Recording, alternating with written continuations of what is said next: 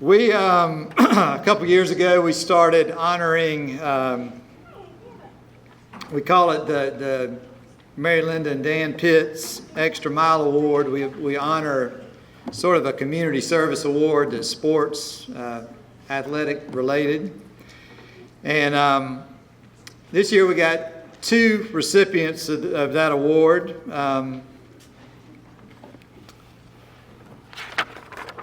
And we're going to kind of, since we got 2, I want to make sure this flows right and we give them their due. I'm going to ask, it's Pop Mays and Wayne Pippin are the 2 recipients, but I'd like to ask Pop Mays to come up, and Kip Burdett and Brandon Ogletree are going to come up and say a word about them. Come on up.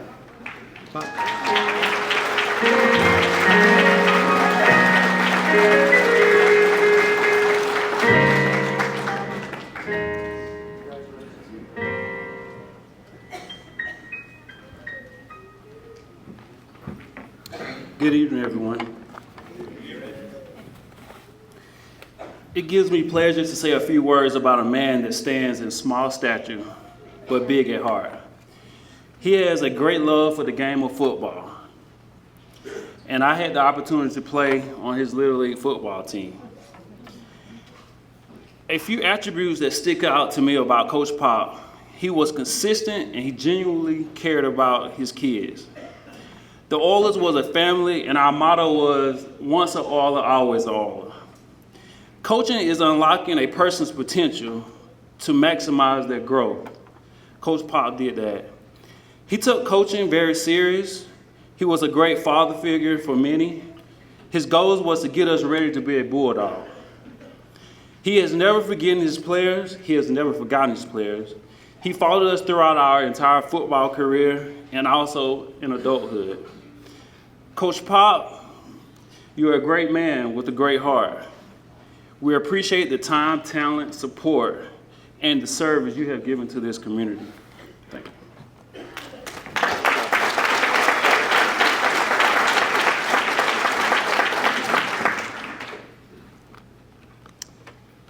Like I said, I'm Kip Burdett. Brandon and I played for Coach Pop for the 10, 11, and 12-year-old Oilers in the mid-90s. So it's a pleasure and an honor to stand up here in front of with Brandon and Coach Pop and with this honor that he's about to receive tonight. One of the most important things that any community can have is someone that's willing to sacrifice their time for the betterment of the youth. My granddaddy told me a long time ago that one of the reasons that football and Forsyth was so strong because our feeder programs had so many good men and good coaches that cared more about developing young men than they did about winning games, and that that was one of the reasons everything stayed so strong for so many years. Well, one of the things I thought was so special about being an Oiler was that, number one, you got a shiny gold helmet. That was kind of unique to that league. So we set ourselves apart. And then once you played for Coach Pop, you were one of Coach Pop's boys. Like Brandon said, once an Oiler, always an Oiler. It didn't matter if you played in 1985 or 2005. Coach Pop has continued to keep up with me and all of his boys throughout my college and coaching career. 2 things that Coach Pop always emphasized, and he still tells me, calls me on the phone and sees when I was at Mary Persons, come see me at practice, and I'm gonna quote him, is about the discipline and fundamentals. So that's something that stuck with me and something that I try to keep close to me in my coaching career. So we appreciate Coach Pop's sacrifice and all the years that he spent giving his time to the young men of Forsyth and Monroe County. Coach Pop's well deserved. Thank you, sir.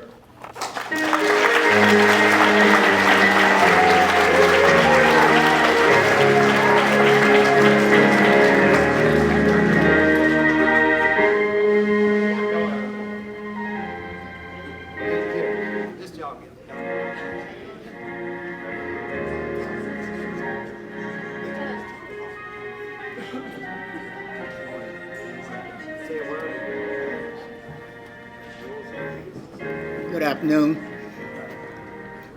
I just want to say a few words. I could stand up here and talk all day, but it always a beginning. I got my start with football in 1960, being the Hubble High Tiger manager, 1960. This 2023. So it's been a long struggle, but it's not about Coach Pop, it's about community, it's about Monroe County Society.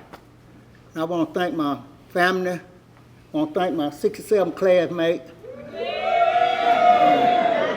I want to thank Mr. Hubble Gant for thinking about this.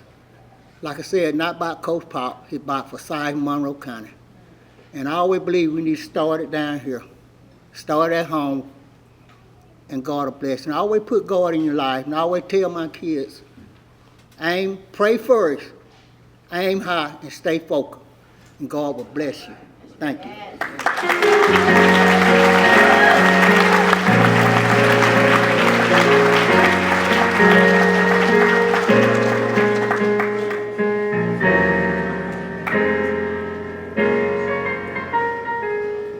That was great, thank you. Congratulations, Pop. Both, our second award winner is in this category is Wayne Pippin. Both these guys had a long resume. They coached a lot of guys that went on and did things not only in sports but in other areas, and that's great. So thanks, Pop. Our second recipient of the Mary Linda and Dan Pitts Extra Mile Award, and I think Ricky Niblett's going to come up here and say a few words, and I'll ask Mr. Wayne Pippin to come up.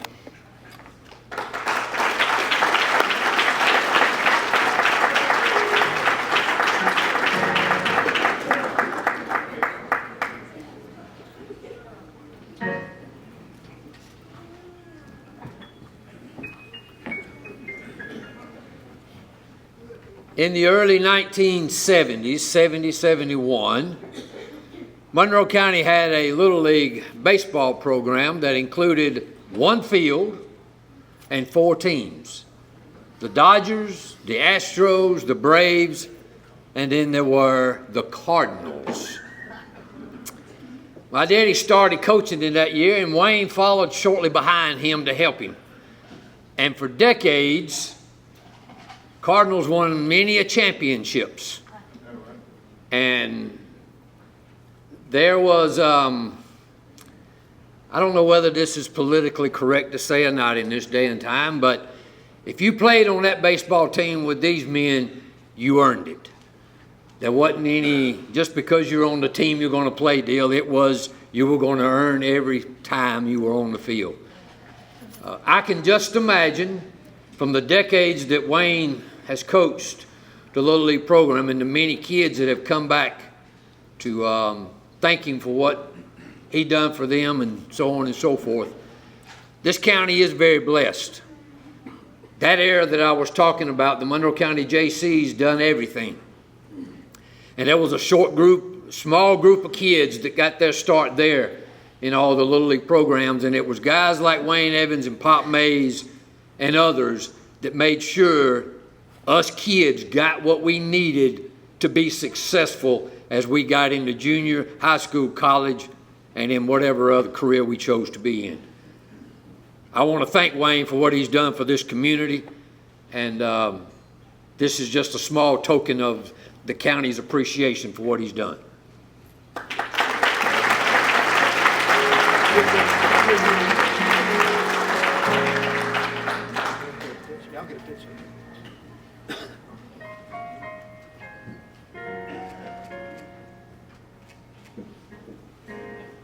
Say a word or two, sir. Mr. Governor.